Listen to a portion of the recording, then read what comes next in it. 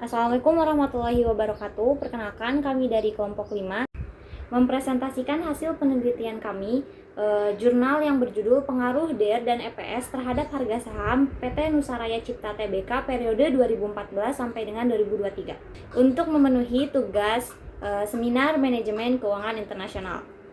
Penelitian ini bertujuan untuk menganalisis pengaruh debt to equity ratio dan earning per share terhadap harga saham pada PT Nusaraya Cipta periode 2013 hingga 2023. Hasil penelitian menunjukkan bahwa DER tidak berpengaruh signifikan terhadap harga saham dengan nilai T hitung yaitu minus 1,129, sedangkan EPS berpengaruh signifikan terhadap harga saham dengan nilai T hitung sebesar 3,144.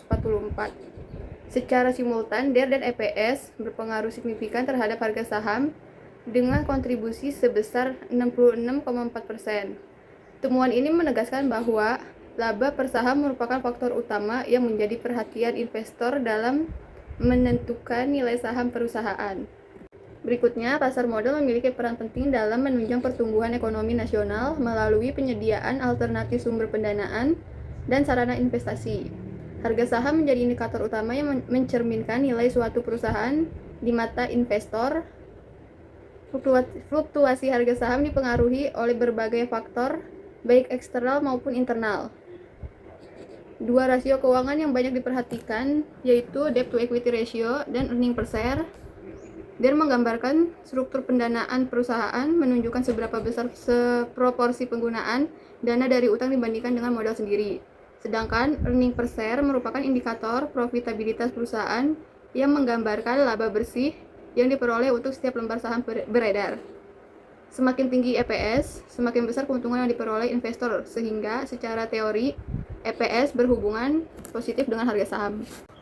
Selanjutnya kita akan membahas kajian literatur. Dalam kajian literatur kita akan membahas mengenai variabel-variabel yang diikutsertakan diuji dalam jurnal. Yang pertama ada harga saham, yang kedua DER, yang ketiga EPS. Yang pertama harga saham. Harga saham itu terbentuk dari interaksi antara permintaan dan penawaran yang terjadi di pasar modal, serta dipengaruhi oleh berbagai faktor seperti kinerja keuangan, kondisi makroekonomi, hingga sentimen pasar. Yang kedua, debt to equity ratio atau DER. DER mengindikasikan sejauh mana perusahaan bergantung pada dana pinjaman dalam operasionalnya. Yang ketiga, earning per share atau EPS. EPS menunjukkan tingkat keuntungan yang diperoleh oleh setiap lembar saham biasa dan menjadi salah satu indikator utama dalam menilai kinerja keuangan perusahaan. Dalam metode penelitian, jenis penelitian yang digunakan dalam penelitian ini adalah metode penelitian deskriptif kuantitatif. Menurut Sugiono 2018, metode kuantitatif adalah metode penelitian yang berlandaskan pada populasi atau sampel tertentu, yang dilakukan dengan cara mengumpulkan data menggunakan beberapa instrumen penelitian dan analisis data yang bersifat kuantitatif atau statistik yang bertujuan untuk menguji hipotesis yang telah ditetapkan. Oke, selanjutnya di hasil dan pembahasan.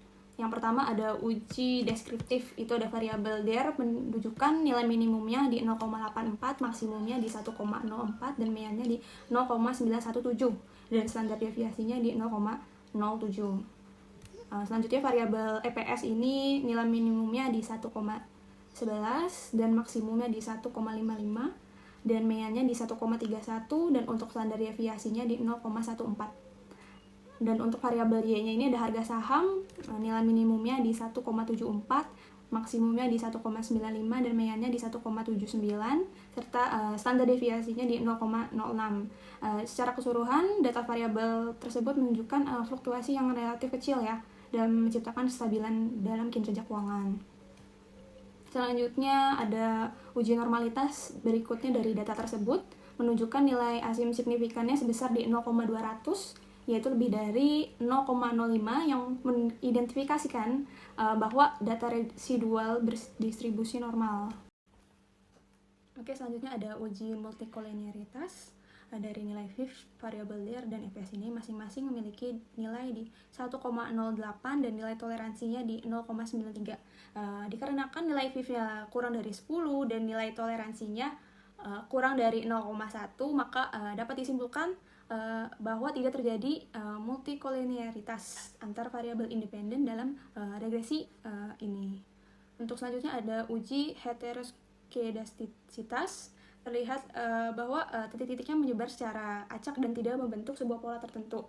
Nah, ini menunjukkan bahwa tidak terjadi di heteroskedasties dalam model regresi ini, sehingga asumsi homoskedasties ini terpenuhi. Uji Turpin-Watson menunjukkan nilai besar 1046 karena nilai ini berada di antara batas bawah atau DL dan batas atas atau DU dengan nilai 0,6972 lebih kecil 1,6413 lebih kecil 2,3587, maka dapat disimpulkan tidak terdapat autokorelasi dalam model regresi. Hasil regresi linear berganda menghasilkan bersama regresi harga saham sama dengan 1,577 kurang 0,222 DER plus 0,321 IPS. Koefisien regresi DER negatif dalam kurung 0,224 menunjukkan peningkatan DER cenderung menurunkan harga saham meskipun pengaruh ini tidak signifikan secara statistik. Sebaliknya koefisien regresi IPS posisi 0 dalam kurung 0,321 menunjukkan setiap peningkatan satu unit IPS akan cenderung meningkatkan harga saham yang signifikan secara statistik. Selanjutnya, nilai R square sebesar 0,664 menunjukkan bahwa 66,4% variasi harga saham dilakukan oleh variabel DER dan IPS, sedangkan sisanya sebesar 33,6% dipengaruhi oleh faktor lain di luar model ini. Selanjutnya, uji T. Variabel DER memiliki nilai signifikansi sebesar 0,296 lebih besar 0,05 sehingga secara parsial DER tidak berpengaruh signifikan terhadap harga saham. Harga IPS memiliki nilai signifikan sebesar 0,016 lebih kecil 0,05 sehingga secara parsial IPS berpengaruh positif dan signifikan terhadap harga saham. Asid F menunjukkan nilai signifikan sebesar 0,022 lebih kecil 0,05 yang berarti secara simultan variabel DER dan IPS berpengaruh signifikan terhadap harga saham. Selanjutnya kesimpulan. Secara simultan DER dan IPS berpengaruh signifikan terhadap harga saham dengan nilai signifikan 0,022 yang menunjukkan model regresi yang melibatkan kedua variabel ini mampu menjelaskan variasi harga saham PT Nusa Raya Cipta Tbk. Nilai koefisiensi determinasi atau R 0,064 menunjukkan 66,4 variasi harga saham dapat dijelaskan oleh bahan DRS, sementara dipengaruhi faktor lain di luar model ini, terutama dan ini menjelaskan bahwa laba per IPS terutama yang dari perhatian investor dan menentukan nilai saham PT Nusa Raya Cipta Tbk.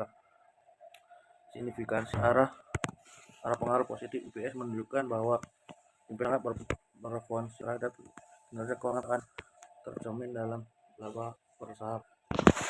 Di sisi lain, DER meskipun merupakan indikator penting terkait struktur modal dan keuangan tidak menunjukkan pengaruh signifikan secara individual terhadap harga saham pada periode penelitian ini. Sekian dari kelompok kami, kurang lebihnya mohon maaf. Sekian dan terima kasih.